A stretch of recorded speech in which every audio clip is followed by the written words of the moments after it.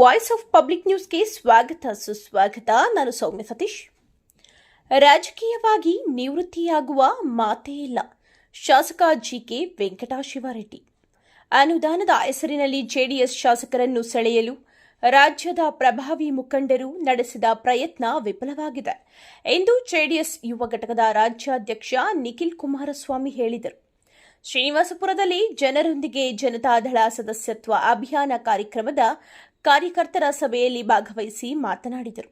ಶಾಸಕರಿಗೆ ಅನುದಾನ ಕೊಡುವ ವಿಚಾರದಲ್ಲಿ ರಾಜ್ಯ ಸರ್ಕಾರ ವಿಫಲವಾಗಿದೆ, ಅವರಿಂದಲೇ ನಿಂದನೆಗೆ ಒಳಗಾಗುತ್ತಿದ್ದಾರೆ ಎಂದು ಲೇವಡಿ ಮಾಡಿದರು.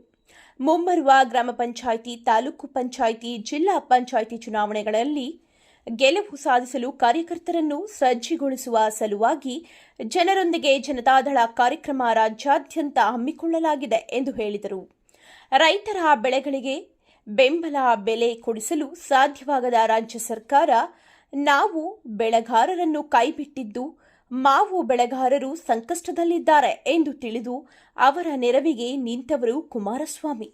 ಕೇಂದ್ರ ಸಚಿವರೊಂದಿಗೆ ಮಾತನಾಡಿ ರೈತರಿಗೆ ಬೆಂಬಲ ಬೆಲೆ ಕೊಡಿಸುವಲ್ಲಿ ಕುಮಾರಸ್ವಾಮಿ ಬಹಳ ಪ್ರಮುಖ ಪಾತ್ರ ವಹಿಸಿದ್ದಾರೆ ಎಂದು ಹೇಳಿದರು. ತಾಲೂಕಿನ ಅಭಿವೃದ್ಧಿಗೆ ಅನುದಾನದ ಕೊರತೆ ಇದ್ದು ತಾಲೂಕಿಗೆ ಅನುದಾನ ಕೊಡುವ ವಿಚಾರದಲ್ಲಿ ಮಾಜಿ ಶಾಸಕರು ಸರ್ಕಾರದ ಮುಖಂಡರೊಂದಿಗೆ ಮಾತನಾಡಿ ಸ್ಥಗಿತಗೊಳಿಸುತ್ತಿದ್ದಾರೆ ಎಂದು ಶಾಸಕ ಹಾಗೂ ಜೆಡಿಎಸ್ ಜಿಲ್ಲಾಧ್ಯಕ್ಷ ವೆಂಕಟಶಿವಾರೆಡ್ಡಿ ಮಾಜಿ ಶಾಸಕರ ವಿರುದ್ಧ ದೂರಿದರು.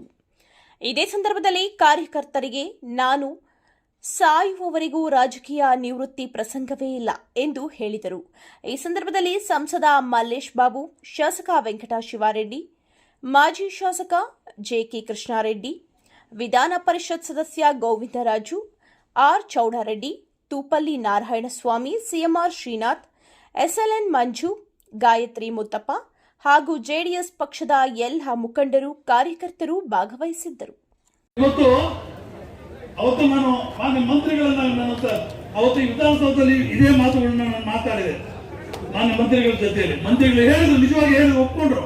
ನಾನು ನಿಮ್ಮ ಮಾಜಿ ಶಾಸಕರು ಇಂಟರ್ವ್ಯೂಯರ್ ಆಗಿ ಇದನ್ನ ಬೇಡ ಅಂತ ಹೇಳಿದ್ರು, ರೈತರು ತೊಂದರೆ ಆಗುತ್ತೆ, ಅವ್ರಿಗೆ ತೊಂದರೆ ಆಗುತ್ತೆ, ಇವ್ರಿಗೆ ತೊಂದರೆ ಆಗುತ್ತೆ, ಮಾಡಬೇಡಿ ಅಂತ ಹೇಳಿದ್ರು. ಯಾವುದು ಲಕ್ಷ್ಮೀಪುರ ರೋಡ್, ಇವತ್ತು ಆ ರೋಡನ್ನ ಮಾಡಿಯೇ ತೀರ್ತೇನೆ, ಯಾವುದೇ ಸಂದರ್ಭದಲ್ಲಿ ಬಿಡುವ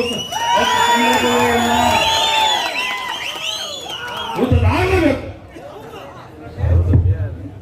ಆ ಮನುಷ್ಯ ಕೇಂದ್ರ ಬೇಲೆ, ಆ ಮನುಷ್ಯ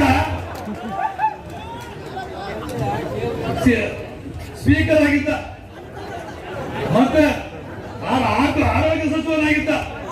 ಇಲ್ಲೆಲ್ಲ ಕೂಡ ಭಾಷಣ ಮಾಡಿದ್ರು. ಅವತ್ತು ಮೆಡಿಕಲ್ ಕಾಲೇಜ್ ತರ್ತೇನೆ, ಕ್ಯಾನ್ಸರ್ ಹಾಸ್ಪಿಟಲ್ ತರ್ತೇನೆ, ಹೈಟೆಕ್ ಹಾಸ್ಪಿಟಲ್ ತರ್ತೇನೆ ಅಂತ ಎಲ್ಲ ಜೀರೋ, ಏನು ತಂದಿಲ್ಲ. ವೆಂಕಟಶಿವಾರೆಡ್ಡಿ ಆ ಟೈಪ್ ಅಲ್ಲ. ರೈತರು ಇವತ್ತು ಮಾವು ಬೆಳೆಗಾರರು ನೀವು ಎದುರಿಸ್ತಾ ಇರತಕ್ಕಂತ ಈ ಒಂದು ಸಂಕಷ್ಟದ ದಿನಗಳು ಇವತ್ತು ನಮ್ಮ ಕಣ್ಣಾರೆ ತಾಲೂಕಿಗೆ ಬಂದಂತ ಸಂದರ್ಭದಲ್ಲಿ ಕಷ್ಟಪಟ್ಟು ಮಾವು ಬೆಳೆಗಾರರು ಹಗಲು ರಾತ್ರಿ ಸಾಲ ಸೋಲ ಮಾಡಿ ನೀವು ಬೆಳೆದಿರ್ತಕ್ಕಂಥ ಮಾವನ್ನ ಇವತ್ತು ಬೀದಿನಲ್ಲಿ ನೋಡ್ಕೊಂಡ್ ಬಂದೆ. ನಾವು ರಸ್ತೆನಲ್ಲಿ ಇವತ್ತು ಮಾವನ್ನ ಆಕ್ರೋಶಭರಿತವಾಗಿ ತಾವೆಲ್ಲರೂ ಚೆಲ್ಲಿದ್ದೀರಿ, ಅಸಹಾಯಕರಾಗಿದ್ದೀರಿ. ಇವತ್ತು ರಾಜ್ಯ ಸರ್ಕಾರ ಮಾವು ಬೆಳೆಗಾರರಿಗೆ ಕೊಡಬೇಕಾಗಿರ್ತಕ್ಕಂಥ ಬೆಂಬಲ ಬೆಲೆಯನ್ನ ಇವತ್ತು ಸಂಪೂರ್ಣವಾಗಿ ಕೈಯನ್ನ ಬಿಟ್ಟಿರ್ತಕ್ಕಂಥದ್ದು. ಸನ್ಮಾನ್ಯ ಕುಮಾರಣ್ಣವರು ಕೇಂದ್ರದಲ್ಲಿ ಕೃಷಿ ಸಚಿವರಲ್ಲ, ಉಕ್ಕು ಮತ್ತೆ ಬೃಹತ್ ಕೈಗಾರಿಕೆ ಸಚಿವರು. ಆದ್ರೆ ಒಂದು ಸನ್ಮಾನ್ಯ ಕುಮಾರಣ್ಣವರು ಆ ಪತ್ರಕ್ಕೆ ಸಕಾರಾತ್ಮಕವಾಗಿ ಕೇಂದ್ರದ ಸಚಿವರು ಸ್ಪಂದನೆಯನ್ನ ಕೊಡುವ ಮೂಲಕ ರೈತರಿಗೆ ರಾಜ್ಯ ಸರ್ಕಾರನು ಬೆಂಬಲ ಬೆಲೆಯನ್ನ ಘೋಷಣೆ ಮಾಡತಕ್ಕಂಥದ್ದಾಗಬೇಕು. ಜೊತೆಯಲ್ಲಿ ಕೇಂದ್ರ ಸರ್ಕಾರವು ಕೂಡ 2.5 ಲಕ್ಷ ಮೆಟ್ರಿಕ್ ಟನ್ ಅಷ್ಟು ಮಾವನ್ನ ಖರೀದಿ ಮಾಡ್ತೇವೆ ಅಂತಕ್ಕಂಥ ಸಕಾರಾತ್ಮಕವಾದಂತಹ ಒಂದು ಸ್ಪಂದನೆ ಅವರ ಒಂದು ಪತ್ರದ ಮೂಲಕ ನಾವು ನೋಡಿದ್ವು. ಇವತ್ತು ಕೂಡ ನನಗೆ ಹೇಳ್ತಾ ಇದ್ರು, ಇವತ್ತೇನು ಮಾವಿನ ಮಾರುಕಟ್ಟೆ ಬಳಿ ನಾವು ದಾಟ್ಕೊಂಡು ಬಂದು ಇವತ್ತು ಇನ್ನೂ ಇದಕ್ಕಿಂತ 10 ಪಟ್ಟು ಜನ ಜಾಸ್ತಿ ಸೇರಬೇಕಾಗಿತ್ತು.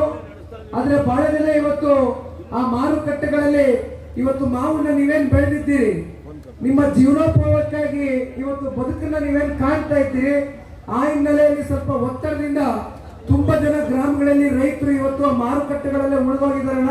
ಇಲ್ಲ ಅಂದ್ರೆ ಇನ್ನೂ 10 ಪಟ್ಟು ದೊಡ್ಡ ಮಟ್ಟದಲ್ಲಿ ಜನವನ್ನ ನೀವು ನೋಡಬಹುದಾಗಿತ್ತು ಅಂತ ಹೇಳ್ತಾ ಇದ್ದೀನಿ.